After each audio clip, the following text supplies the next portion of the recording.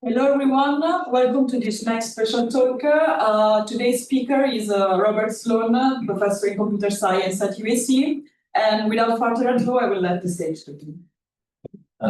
Thank you. I understood the tradition is a 2.5 to 3 hour complete overview of one's life work.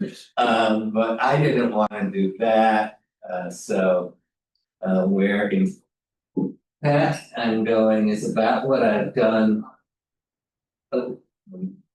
Most of the work I've done the last 10 to 15 years, and it does start a little bit like a classic joke of a computer science professor and a law school professor walk into a bar. And actually we are both very fond of wine, so it was probably a wine bar.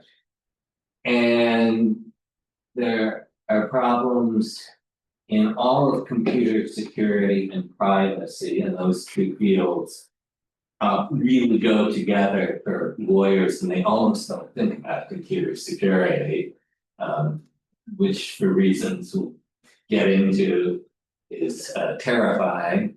And some of this applies suitable additions and modifications to fairness considerations for AI decision-making systems. And I'll start with a fast tour of where this general subject area arose, and then give 2-3 minute looks at a few different things we've done over the years. So the first thing to talk about is, when were people happy with the state of computer security? And the answer is never. When I was a PhD student in the 1980s and a young assistant professor in the 1990s, it was, well, computer security is terrible because the professors of computer science are terrible. They, on a good day, teach their better students how to write correct software, something about software engineering, and how to make interfaces and work in teams. But they graduate students who come out of their bachelor's or master's and know absolutely nothing about writing vulnerability-free code and all of get S and C. That's why computer security is so bad.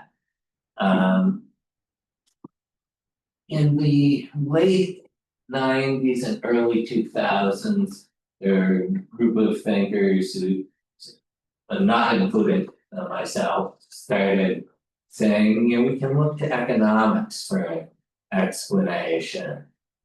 That, the story is Microsoft makes the most money off of Word or Windows by releasing it as fast as they can, completely ignoring security issues and fixing as bugs are reported.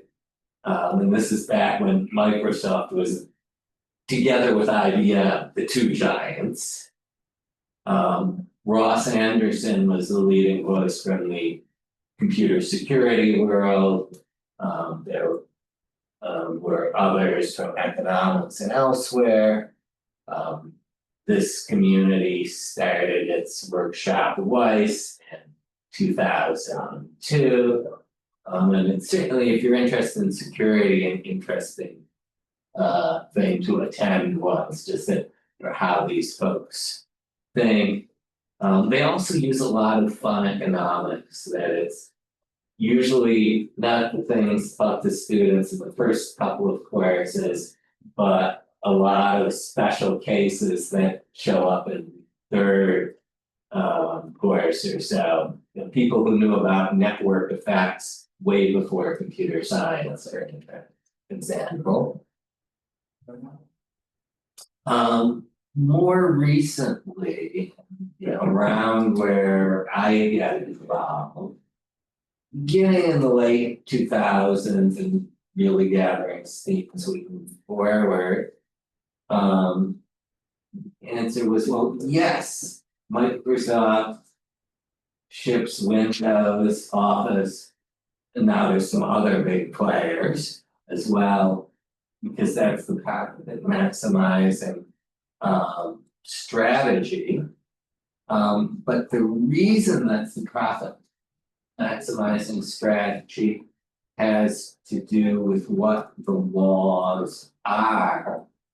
The big picture here is the work that Microsoft or Amazon or Google or Facebook is doing has negative side effects, making it easy for people to find security holes, cross-site scripting, what have you.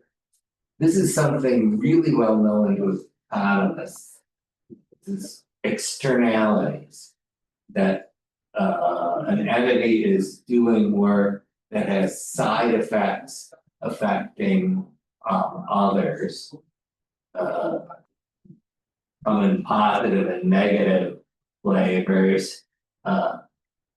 The classic example of a positive externality, which has mostly been monetized now, is beekeeping.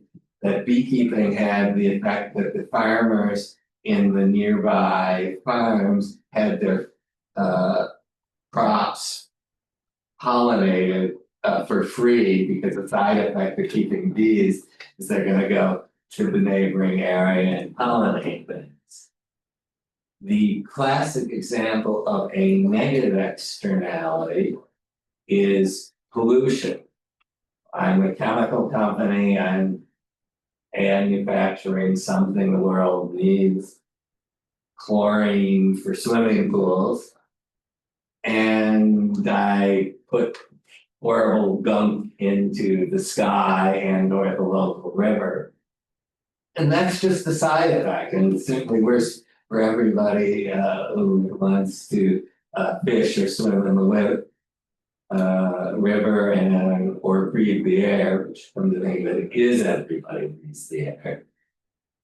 So that's a negative externality. And so is sending out an operating system, setting up a public-facing website with massive security holes. A side effect of the work you're doing is you're making it very easy for criminals to break in.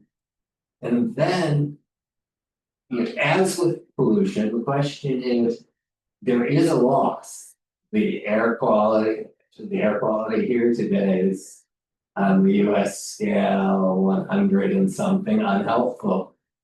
We're all breathing it. Who bears the loss? That's a question for lawmakers and judges. And now around where I begin to work in the field, an easy observation is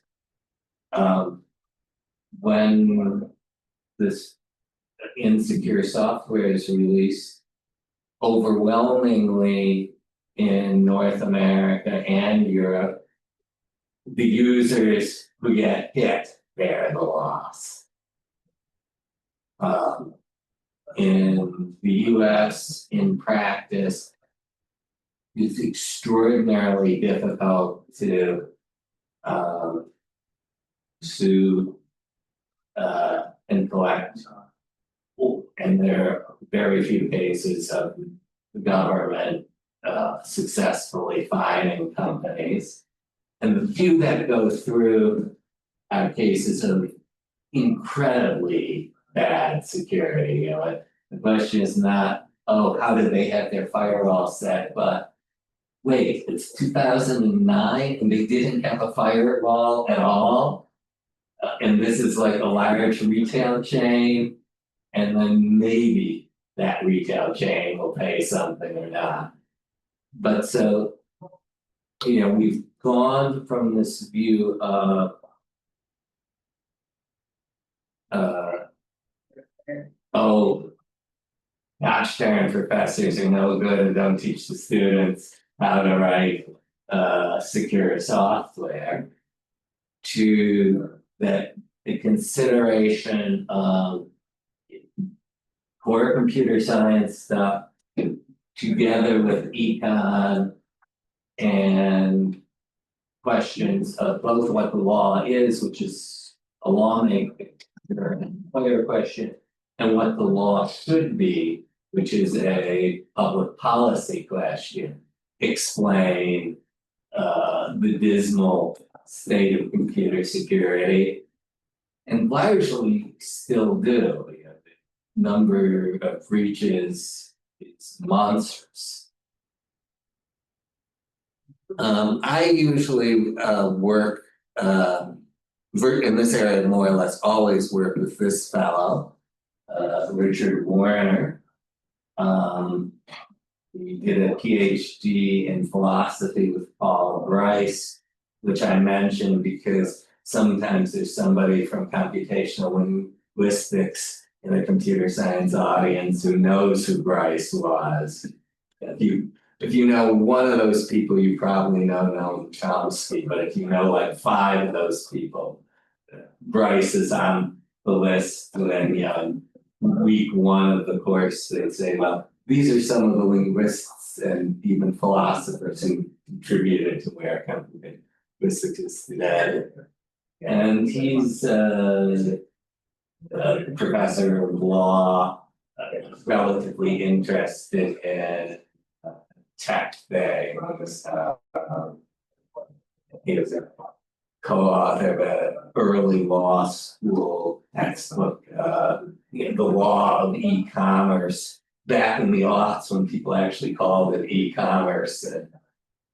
And anything I'm discussing today may or may not include other authors, might even include a Bellini student. This is Miriam. But will certainly include him. And our experience, especially when we got started, is it really helps to have the expertise from both fields. In a bit, say, here's an example of people not thinking. If you want to know what we were thinking and working about, the first book we wrote that came out in 2013 is entitled Unauthorized Access, and maybe 4 or 5 years ago, we made the Kindle edition free because more concerned with getting ideas out there. In any event, if you want to get rich writing books as a computer science academic, find a required undergraduate course and write the killer textbook. Tom Corman, Corman licensing for that algorithms, I think really did buy his house from that book. But there's only 2 or 3 algorithms books, and that one's either number 1 or 2 in the professor's pet. So now I'm going to give a quick overview of some of the things we've done. I should note I am not a lawyer. I am not permitted to practice law or call myself a lawyer. I am permitted to publish in journals of law and technology that are lawyer-based. I'll also say, this will matter for 1 or 2 things I say, that what I do know, the world is split into 2 systems of law, And the one I know is the one that is places that England used to own, the US, Canada, England, Australia, Ireland, India, Israel, not the civil law, which is the rest of the world, and goes ultimately back to the Roman Empire, and to more recently to like France under Napoleon, and is almost all of the continent of Europe, almost all of Latin America. But with that out of the way, so what I sort of promote in giving the history is this question: what should be, who should pay when bad security contributes to a data breach? The real answer is, of course, the criminals should pay, but they're probably in Russia or Nigeria or North Korea, and those governments are not going to bring them to Europe to stand trial. The physical world analogies, yeah. When your bike is stolen because the lock is easy to defeat, should the lock maker pay? So in American law, there are basically two rules about who pays if somebody unintentionally harms, slip on their icy sidewalk. They sell you a bottle of Coca-Cola that explodes and cuts you. That was a very famous real world case like 60, 70 years ago. And they're called strict liability and negligence. Strict liability is sort of what its name implies. If there's harm and they were part of causing it, they pay, end of story. Negligence, they pay only if they failed to behave reasonably, as a reasonable company would. Strict liability is usually been for doing known dangerous things like keeping wild animals, using explosives to build roads. And it turns out both are really poor fits for computer systems. And they're both sort of an extreme when you have to pay. Either you always pay or you only pay if you clearly acted unreasonably. The idea of strict liability is that the entity causing the trouble could always spend more money and make it less likely for the trouble to happen. That if you are a zoo keeping tigers, you could always build a stronger cage. If you built the strongest possible cage, you could always have armed guards, and you could have more than one. And if you ever took any security courses, the economics is you pay until the next bit of security costs the expected value of break-ins with your current security. That's the economic maximizing thing to do. And the idea where strict liability is involved is that there would always be something more you could do. You don't do all of it because it gets too expensive. Problem with software, which lawyers, judges really don't understand when we do, is that we do not yet know how to build even bug-free software, much less vulnerability software. You can be using the best formal methods and have two teams of things that are sometimes done for like human space flight or certain, and still with and the problem with negligence is it's way too weak a standard, and if there's a breach and, you're, but on Amazon, you say, well, look, we're doing more or less what Google and Facebook and all these other folks are doing, so we did behave reasonably. And our proposal was that this is a rare case where we need a third standard that's not a minor variation on one of the two endpoints. Second example, behavioral advertising. I should say this is from before GDPR, so I don't know, years ago or something. And is based on game theory. How many people know baby game theory? And how many people really know a lot about game theory? None of us, okay, is that,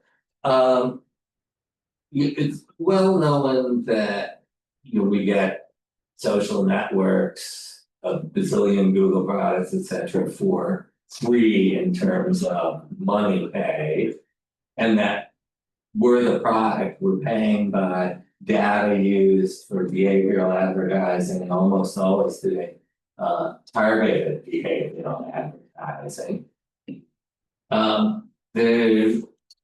When you do game theory, you start with a bunch of very simple two-player games.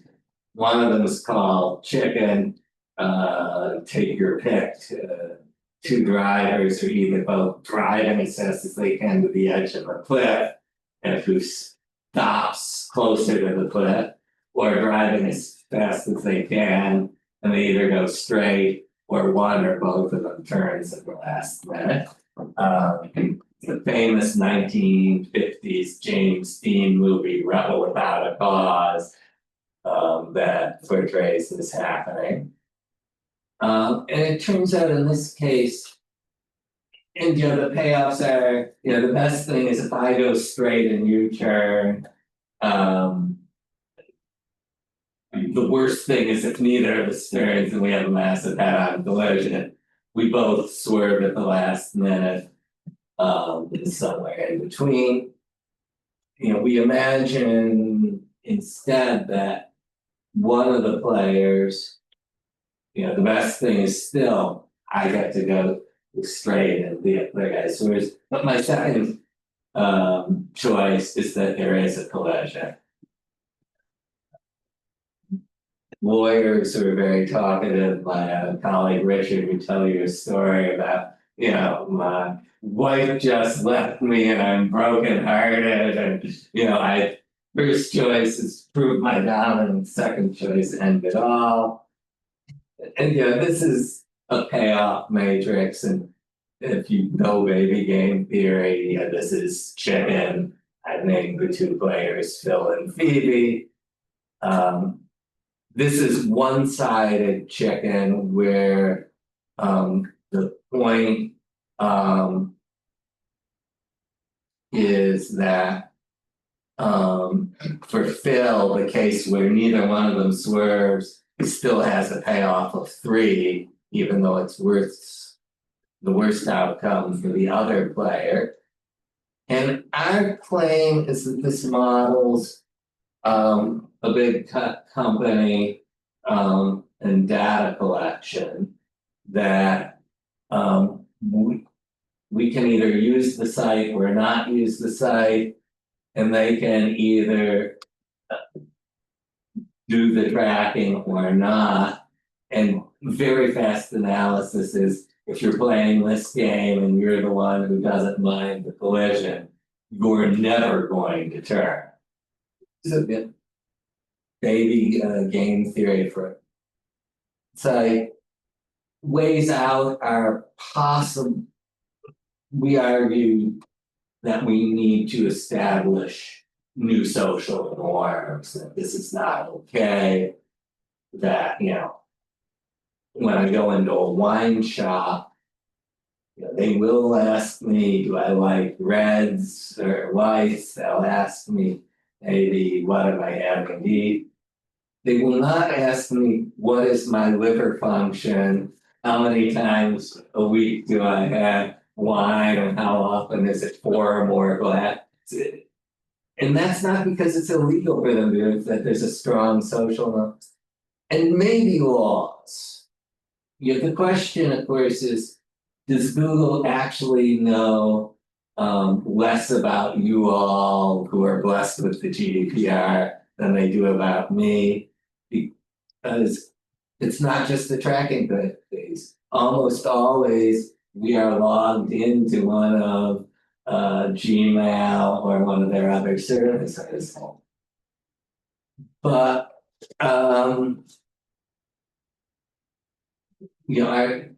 with this model, we said unless something changes, there's just going to be lots of behavioral advertising. And unfortunately, made a fine prediction that holds up very well a dozen years later. The only thing that's changed is exactly who are the tech giants. Amazon and Google weren't yet giants when we wrote this paper.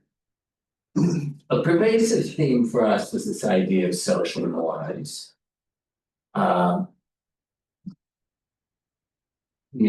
Some of you will have heard of Helen Nissenbaum and the theory of contextual integrity. That you only share information in certain contexts. When you go to your doctor, you talk about your health problems, but not about her health problems.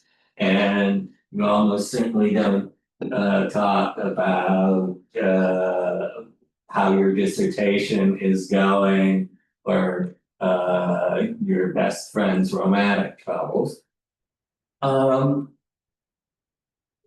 And we instead talk about social norms. And as part of this mystery thing with the contextual integrity, people are a little hazy on it. If their theory is right, how does that get established? And these are generally coordination norms that somehow we agree in game theory. These are situations where it's much better if everybody does the same thing, like driving on the left or driving on the right. Sometimes one of those two is much better than the other. There are histories of norms being deliberately developed.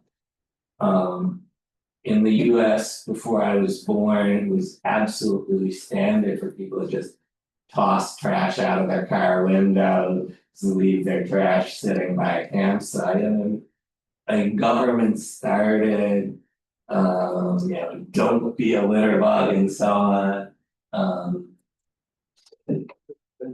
There's clearly a very strong social norm backed up by laws about recycling law. And I am sure that the first time I visited Italy, there was no such thing. Most of you weren't born then, I'll add. And we have some notions of how norm creation takes place. And we're usually interested in the benefits of information processing being traded off with privacy harms.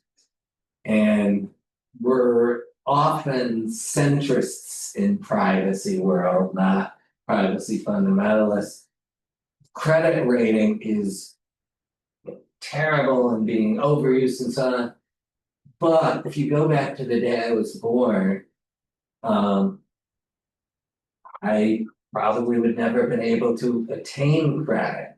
Credit was for the wealthy who were connected, who were the right race, the right social class, the right religion. Credit rating versus 75 years ago has hugely improved equity, but leads to massive problems.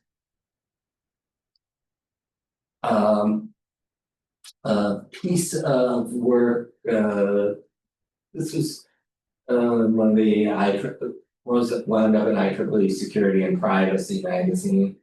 It's about making systems transparent for regulation. That there's widespread agreement, at least, that there should be regulation of certain AI systems, credit scoring, systems that predict whether a criminal will commit another crime and may affect the length of a sentence or the amount of bail, or whether they're released on parole. And the regulators ain't gonna be AI PhDs. They're gonna be people who are paid way less than that, where lawyers most likely, or random civil servants. And what does it mean to make the system something they can understand? Because if they can't understand it, they can't possibly do this. And part of this is one of many places we talk about that there should be a norm that adequate transparency. This is not so long ago. The US regulatory agencies are currently in great chaos thanks to the Trump's White House. So, if you're talking about what you would do today, it's very complicated. And last example is a paper that's been accepted to a journal, hasn't come out yet. Tied to transparency. One of the many problems with a lot of scoring systems is suddenly something that happens in one area of your life is affecting a completely different area of your life. The US classic story, non-EU, would be you had a huge medical expense, you declared bankruptcy, your credit rating went down, and then you were buying insurance or interviewing for a job, and they look at your credit rating.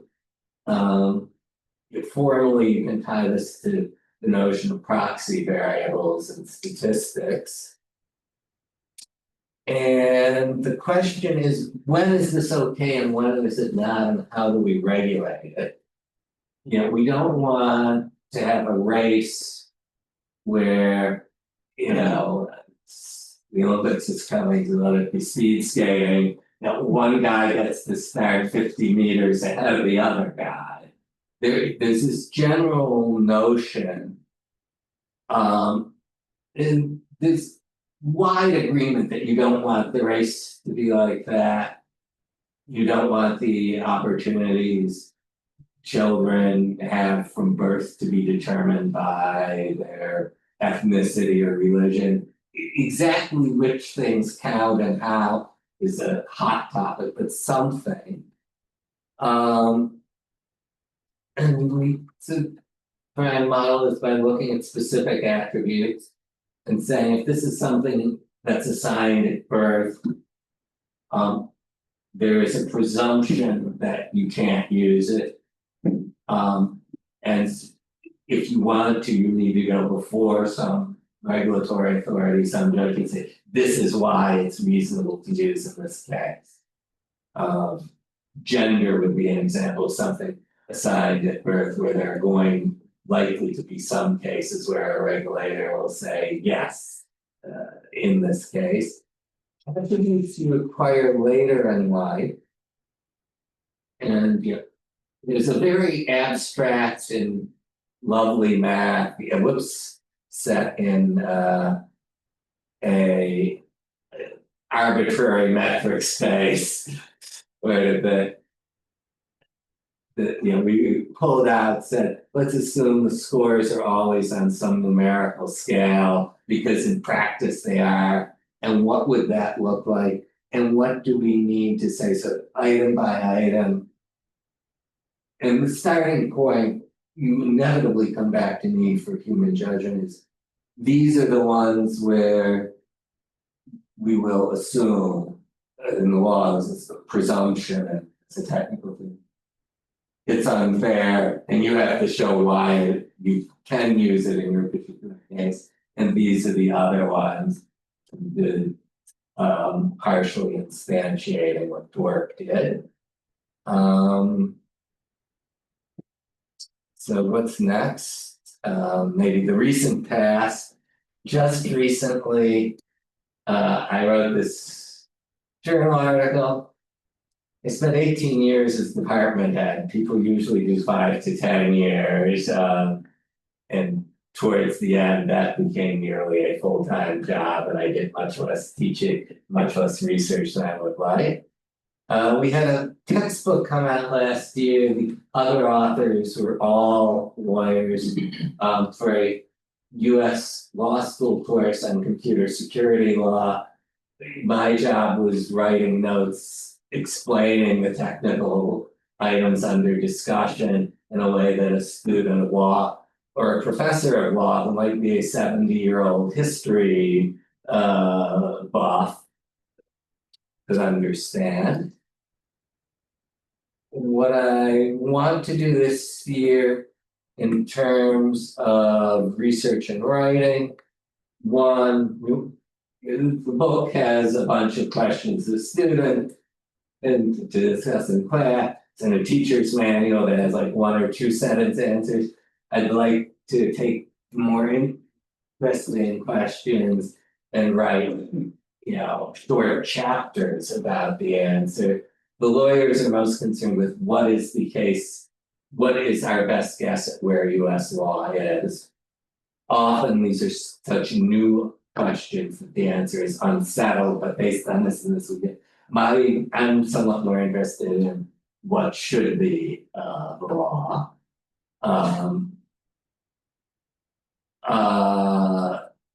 I'm interested in this question of, in practice, does the GDPR make a difference versus the situation in the US for what is actually known about us and used to serve ads? But if I've got time and can think of the right way to do it or have collaborators. I'm also very interested in starting joint research with folks here. And last, I don't expect ever again have 8 months when I get to live here. So please let me know what it is that I need to see and eat and drink, both here and I know my wife and I have to go to a whole lot of other places that some of the students come from. Thank you.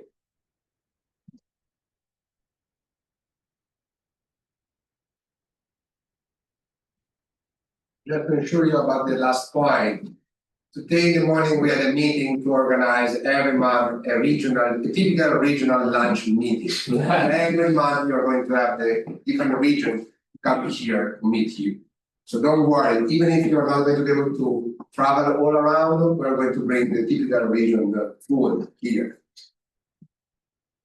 If that's The important things get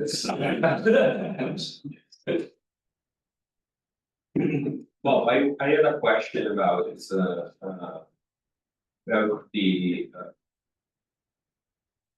thing that we mentioned before, which I found really intriguing, about understanding the impact, for instance, of legislation such as GDPR. And you correctly said the scientific way to do it would be to check whether or not Google knows more about you than it knows about me, right? But we can't do it.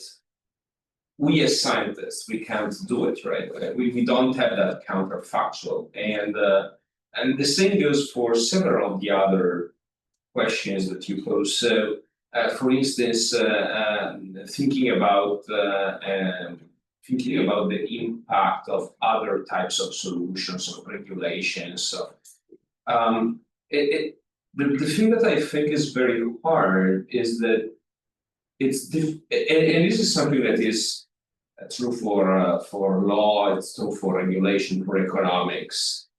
It's very hard to have a scientific counterfactual. So I was wondering,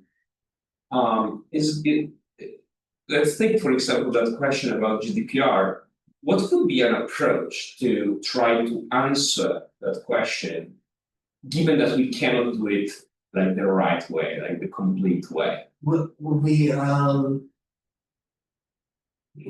here there isn't the true counterfactual problem that so you're certainly right that the scientists need what would the world be like if it was this way, but in fact it's that those are very hard. But often we have what economists who really like to think of themselves as scientists and are sometimes said to have a physics envy, have a notion of natural experiments. And so here we do have two large, same order of magnitude economy and population, EU and US, where one has GDPR and the other has much weaker privacy regulation, at least in a heavy majority of states and parts of the US. Certain states have passed watered down, but not so watered down versions of the GDPR, but in at least 40 of the 50 US states. So we have the natural experiment. Then the issue is, this goes to what transparency should regulators force on those who need to be regulated, and whether it's scientists or lawyers, there's a tremendous power imbalance with the tech giants. They're going to be able to pay both their best lawyer and their best scientists $1 million a year, and neither the Italian government nor the EU Brussels folks nor the US are going to hire either lawyers or scientists for $1 million a year. They might get up to 200,000 for the most high-level geniuses. So that, and then what can we do? We can with VPNs look at what the same query from either an existing real account or new dummy accounts, what it does in Milano and what it does in Chicago. We can possibly look for pools of people who we consider somewhat similar and have them request their records such as they are. But it's really, never mind the counterfactual problem that occurs in some cases, even when we can get around that, these trillion-dollar entities are never looking to make life easy for either computer science or social science researchers. Yes. Thanks. Folks, questions? Yeah, I do have a question. So it's about, I think that should be, there is something that is related with the research, that is maybe the gap between the regulations and the reality, okay? So, let's make an example. Okay, I work in the privacy of machine learning, so privacy for machine learning, security of machine learning, data learning, and so on. Currently, for the regulations, if you do not share the data, it's kind of okay. And if you share a certain model, for the regulation, it's for the moment kind of okay. But actually, what has been demonstrated is that from a model, you can reconstruct the data, and there is a certain amount of privacy leakage from the models. Okay?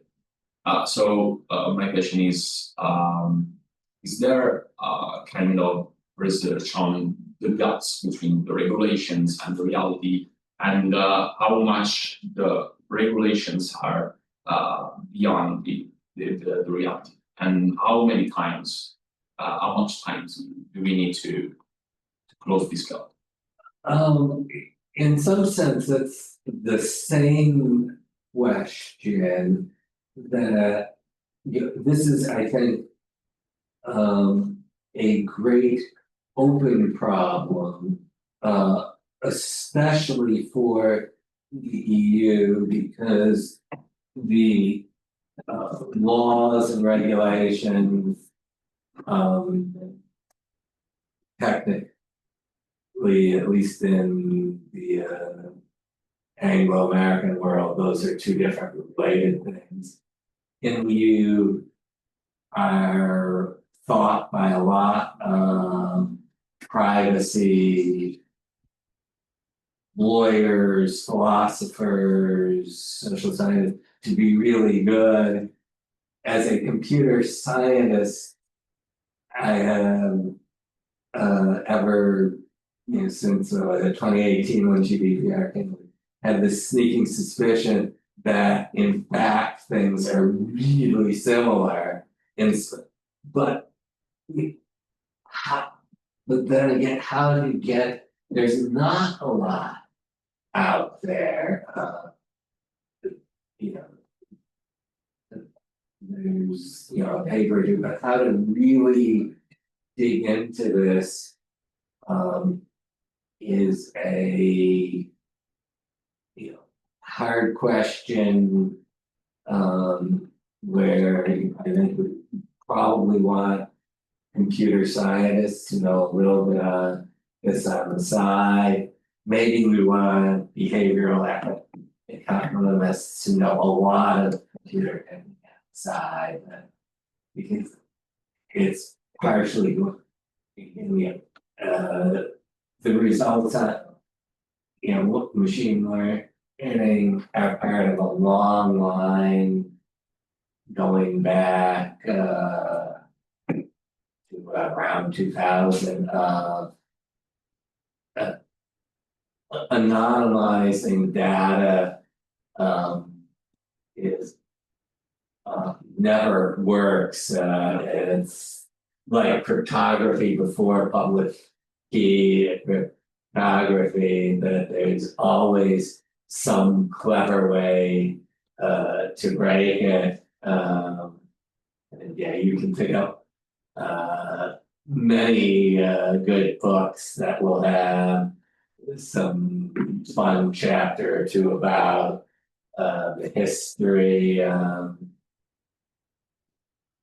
The very first one of these that I recall was when they got their hands on a lot of the health data of Governor Weld, the governor of the U.S. state of Massachusetts. This was around 2000, because they didn't anonymize the data on it. And where I'm sure various releases of data, the Netflix recommender fiasco, but we, in the same way that the only crypto system where we have full proofs that don't say, assuming P not equal to NP. Well, actually, assuming this thing that's a little stronger than P not equal to NP, but it is a one-time pad where we Bob Shannon gave us an information theoretic proof that one-time pad is secure. Yes, now 70 years, 80 years ago. We don't have proofs that anonymizing data doesn't leak. And it seems like whenever it's anonymized, things come out. Differential privacy is currently the best we've got. I'm not fully up to date on the empirical results out of the last few years. Yeah, thank you. Nice. So if there are no further questions, thank you again, Bob, for your speech, and I will see you all at the next talk.